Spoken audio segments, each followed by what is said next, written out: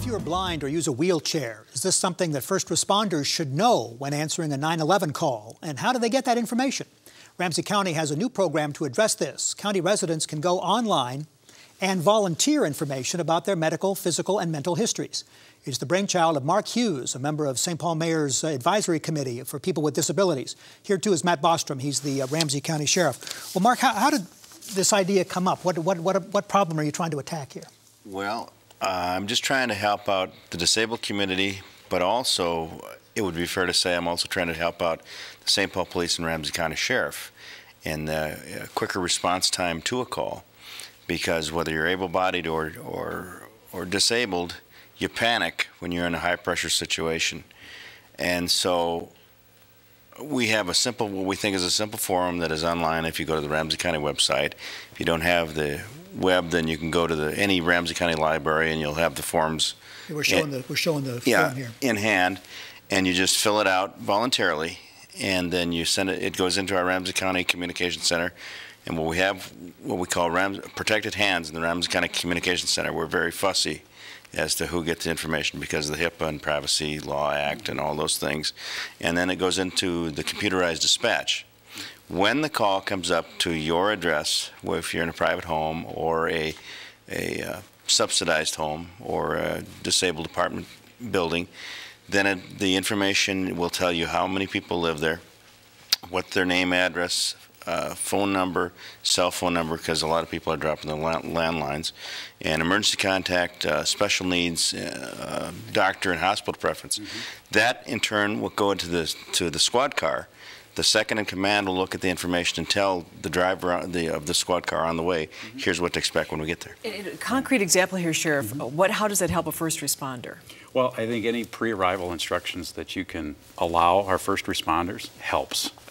Because generally speaking, you know, you get a verbal assignment to go to a call. Maybe it's something as simple as a check on the welfare. We haven't heard from this person for a while.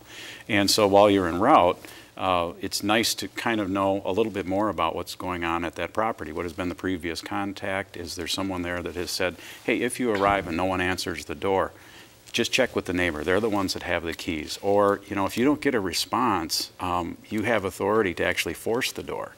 And as Mark had mentioned, there's different contact numbers and other things. So in some ways, fire service has been using this for a while. EMS, the emergency medical system or services, uses that as a way to notify ambulance drivers and things and giving them pre-arrival instructions on patients. So I think what Mark has done is saying, hey, why don't we take this a little bit further for something that may not be a medical issue? Why don't we tell some of those other folks that would be the first responders what they might expect when they arrive? So Mark, also if I'm a firefighter, if I know that you are in a wheelchair, does that also help me determine how I'm going to get you out of the fire and where you might be? It most certainly can.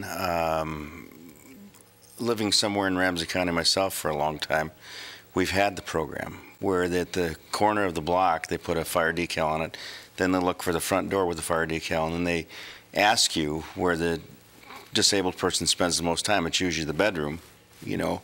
And then they look on the bedroom, they see the decal, they go up with the ladder, and they try to rescue you because the bedrooms are a lot of times on first floor, but they're on second floor too. So the key is to get you out. Was there a legal thicket here with the privacy of medical data? Or? Yeah, actually there was. I think this was an idea that Mark proposed back in 2008, and he's been the champion of this for several years. At that time, I was working for the St. Paul Police Department. I knew it was a good idea then, and now having the opportunity to serve the citizens of Ramsey County with that, why not just take it out to the whole county?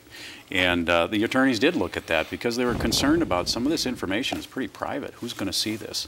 And how might it be distributed? And so we wrestled with those things, and as Mark said and emphasized properly, that it's voluntary. This is really a public safety opportunity, and we'll let citizens take advantage of that, and so we're going to try to serve them through this means. This deals with folks with physical disabilities, but also those with mental disabilities. Mark, can you explain what that is? Absolutely. If you have a mental disability, that's not to say that your family member, you know, if you want the privacy, can help you fill it out and certainly send it in.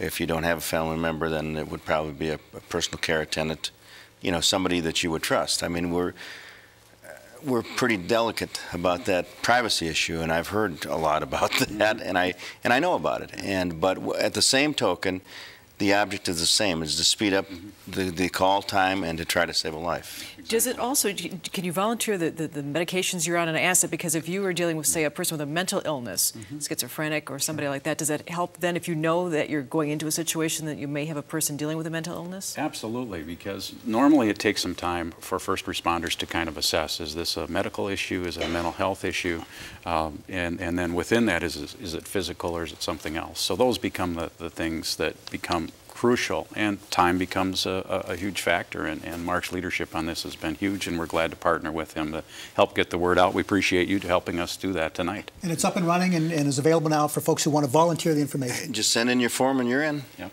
Terrific. Good Thanks, luck man. Thank you so much. Congratulations. Thank you. Thanks. Thanks for having us. I really appreciate it. Thank you.